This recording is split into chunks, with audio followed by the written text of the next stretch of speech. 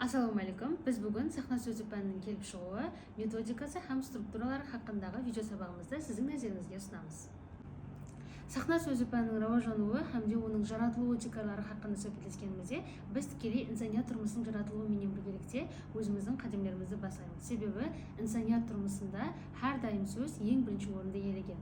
Inson turmushi insonning o'zi paydo bo'la boshlagandan so'ng ular albatta munosabatga kirishadi. Al munosabatlarda bo'lsa so'z bu eng chegarali qurol bo'lib hisoblanadi. Eng dastlab inson paydo bo'lgandan so'ng munosabat harakatlar orqali anglatilgan bo'lsa, bundan keyin so'z rivojlanishni boshlagan ham so'z rivojlanishni boshlagandan so'ng gapga aylanuvi so'ng bilan birgalikda sahna so'zi panining o'zini umrda o'zi paydo etgan desak bo'ladi. Ya'ni sahna so'zi pani yo'sinashlardan kelib chiqqan holda anglagan bo'lsangiz kerak, bu insonning so'luvdagi durust yetkazib beruv ham so'zlarda hech qanday o'zgarishga uchratmasdan tinglovchiga durust aniq yetkazib beruvda eng chegarali vazifa etib o'zini olgan.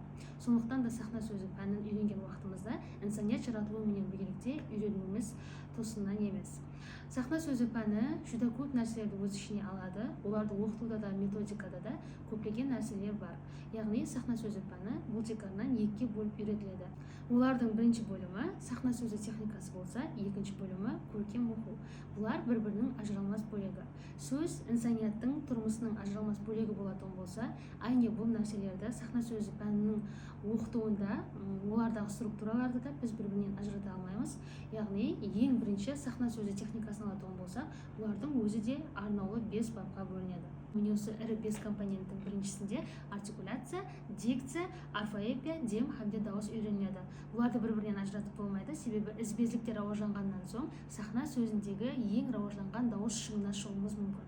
Bularning birinchisi artikulatsiya. Artikulatsiya deganimiz bu jaq, yerin, og'iz, tishlar, umuman og'iz qo'shig'idagi har bir organimiz ham ularning harakatlanuvi bo'lib hisoblanadi. Ular aniq, tiniq harakatlangan vaqtda biz yuqori darajadagi sahna so'zini rivojlantirishga erishamiz.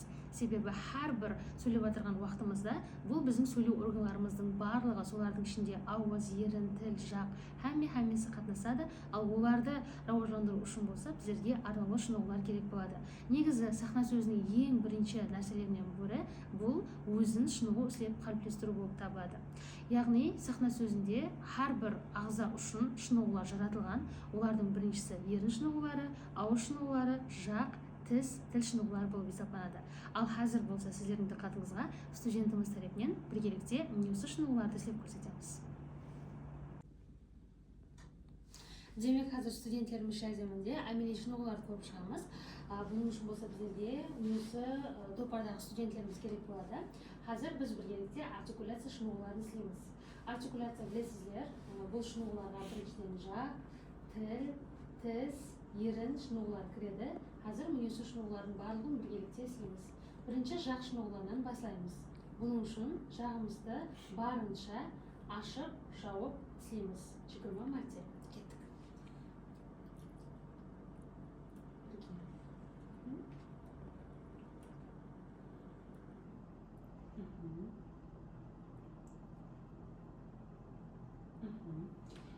Жақты ашып жауып отырған пайтта бұл жердегі шеміршектерді сезуіміз керек.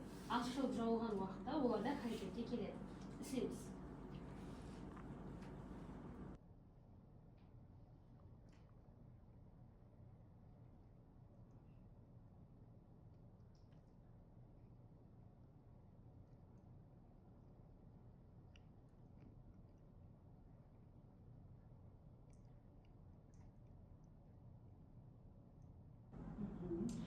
Barınca şunları izlep отырған уақытта ауырлық түсірмейміз, жеңіл, бірақ барынша істейміз.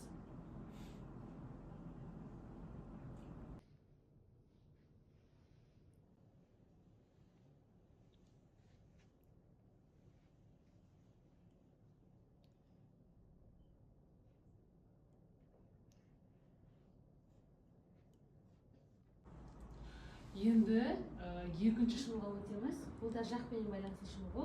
Қазір жақтарымызды оң шет жаққа бұрап шынуғыды істейміз.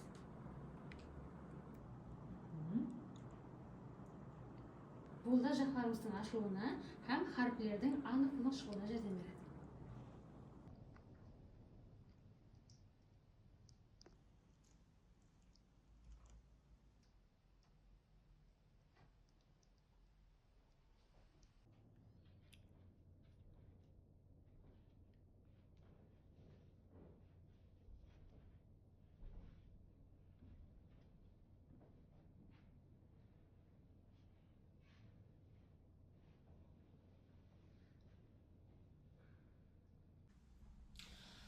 шынығуларды істеп отырған пайтта аурулар болуы табиғи, бірақ та бұл шынығуларды жақсы істеуіңізден дерек береді, сондықтан қорқып кетпесеңіз болады. Ал енді болса, біз нәубеттегі шынығуға өтеміз. Нәубеттегі шынығулар ерменен байланысты. Қазір ерлерді шүртетеміз һәм өз қалына алып келіп қоямыз. Түсіндік қой? Олай болса, бастаймыз. Осы шынығуды кемінде 20 мәрте естілу керек.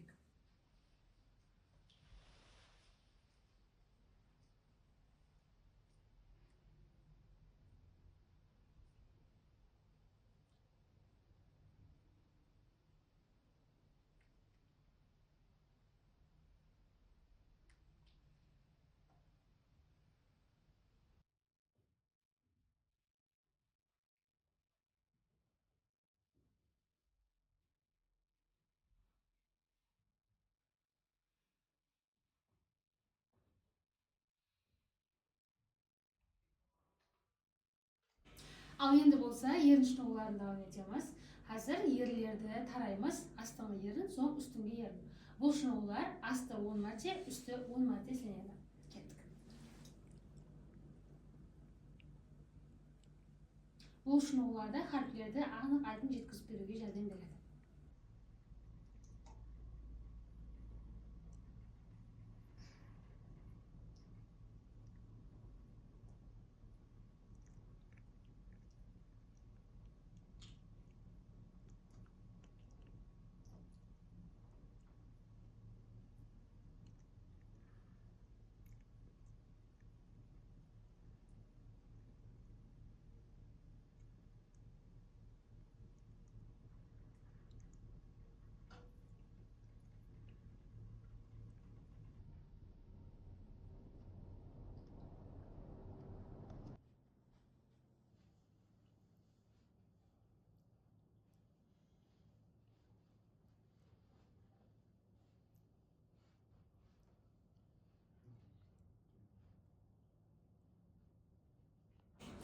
Ал енді ерін шынығуларын істеп болғаннан соң біз туылдан тілдерге өтеміз.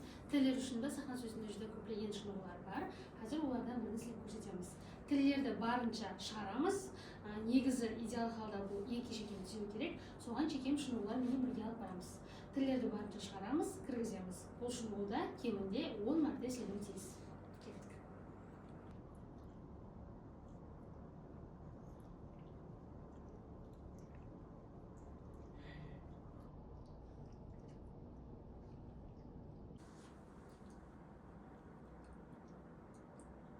Тілдерді барынша шығарамыз, бірақ та қатты қиын салмақ түсірмейміз.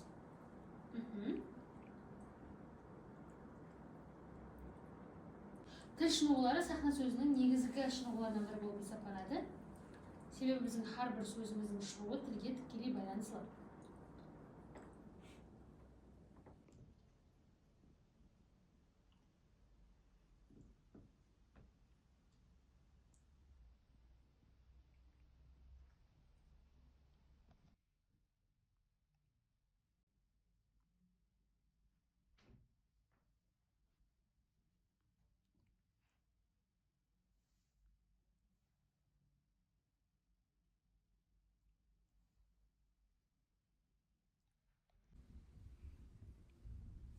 Біздерде кейінгі шынығуларымызда тілменен байланысты шынығулар.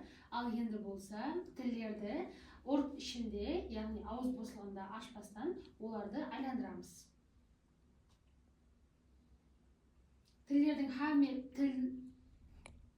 Тіл ұрттың хәме жеріне бару керек. Біз безекті айландырамыз.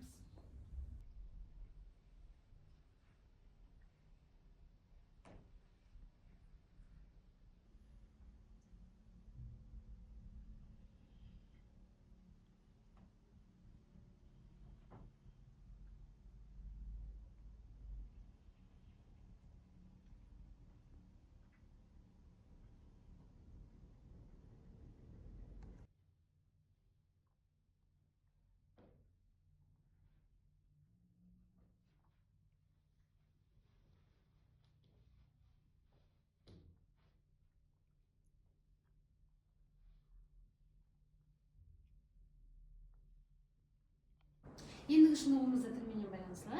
Қазір орт ішінде тілдерді екі тарапқа қарай бұрамыз. Кеттік. лажы барынша ұру керек. Бұл біздерге ерлік сестерді айтқан уақытта hamda ұртты барынша хава толтырып айтатын harflerді айтуға жақсы жәрдем береді.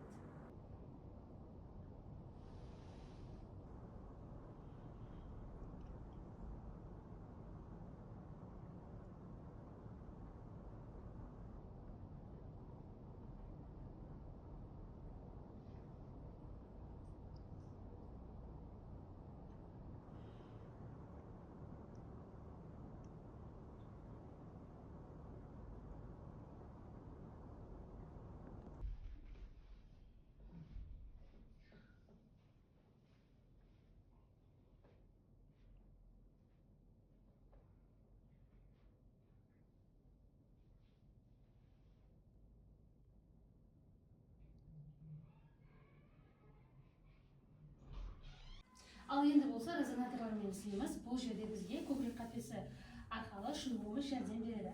Қазір диафрагмаға нәпесті аламыз. Соң болса көкірек арқылы деген халда шығарамыз. Бұл жерде біздерде көкірек қапесімізде вибрация пайда болу керек. Бұл дауыстардың және де күштірек болып шығуына жәрдем береді. Демек, кеттік.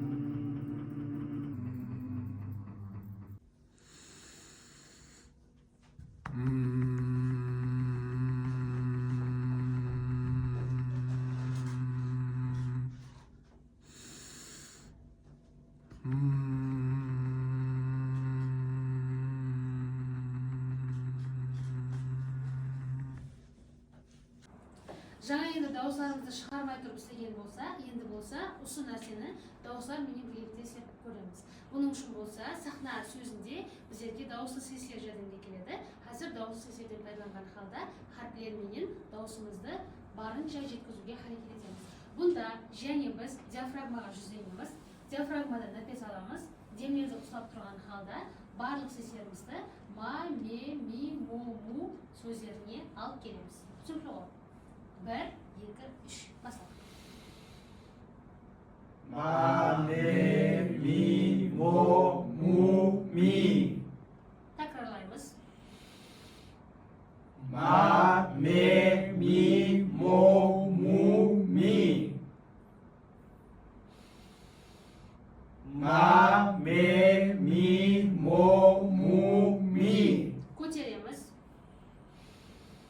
마, ме, 미, мо, му, ми. Қаттырақ. 마, ме, 미, мо, му, ми. Takrarlaymiz. 마, ме, 미, мо, му, ми. Ең төменгі дауысты сыбырлап айтамыз. 마, ме, 미, мо, му, ми. Және де төмен. 마, ме, 미, мо, му, ми. Айем үнісі харфлер Қарақалпақ тілінде, сахна сөзі пәнінде харфлерді дұрыс айтуымыз үшін hamda сөздерді жеткізіп беруіміз үшін жәрдем береді. Біз қазір артикуляция шынығуларын әмелі көрсетіп бердік. Бұл шынығуларды әрбір студент өзі жеке қайталап көрсе болады. Бұл шынығуларды үйреніп отырған уақытымызда өз-өзінен сөздігімізге дикция деген сөз кіріп келеді. Себебі әне осы шынығулар дикцияның рауаждануына ең үлкен тәсірін тигізетін шынығулардан бірі. Дикция дегеніміз бұл негізінде сөздердің һәм сессиялардың анық толық айтылуы дикция деп аталады. Ал біздерде болса екі түрлі дикция бар. Яғни студенттердің яки болмасам инсанлардың сөздерінің рауаждануында, сөздіктерінің һәм сөздердің айтылуының рауаждануында жақсы һәм жаман дикциялар өз-өзінен пайда болады. Жақсы дикциялар бұл жаңа айтып өткеніміздей сөздер анық-тынық өз иесіне өзгерістерге ұшырамастан жетіп барса, бұл сол жақсы дикция болады. Ал бұның керісіншесі болса, жаман дикция болып есептелінеді. Егер де біз жақсы дикцияға еріспекші болсақ, әлбетте төменде көрсетілген шынығулардың hammasini істеуіміз керек. Егер де біз жақсы дикцияға еріспекші болсақ, шынығулардың барлығын толығымен істеуіміз керек. Сонда ғана біз өз мақсатымызға еріскен боламыз. Өмірімізде әр түрлі инсанлар бар. көпшілігімізге болса сөздер, сезілерді айту қабілетлері берілген. Есту, сөйлеу имканиятына ие болған әрбір инсан рауажланып, өзінің сөздерін дұрыс айтуға харекет етеді. Тұрмысымызда сөйлеу имканиятына ие болған әрбір инсан өзінің сөздерін анық, толық қылып, өз мәнзіліне жеткізуге харекет етеді. Сондықтан да бізде ұнамы дикция үшін көп адам рауажлануды қарайды. Дикциялар әрбір инсанда болады. Хаттегі хайуанатларға да сезілерді шығару, дауыс имканиятлары берілген, бірақ оның қайтып пайдалану адамның өзіне байланысты. Біз ұнамы дикцияға, яғни рауажланған дикцияға ержуіміз үшін шынығуларды істеуменен қатар, олар үшін өздерімізде харекет етуіміз керек.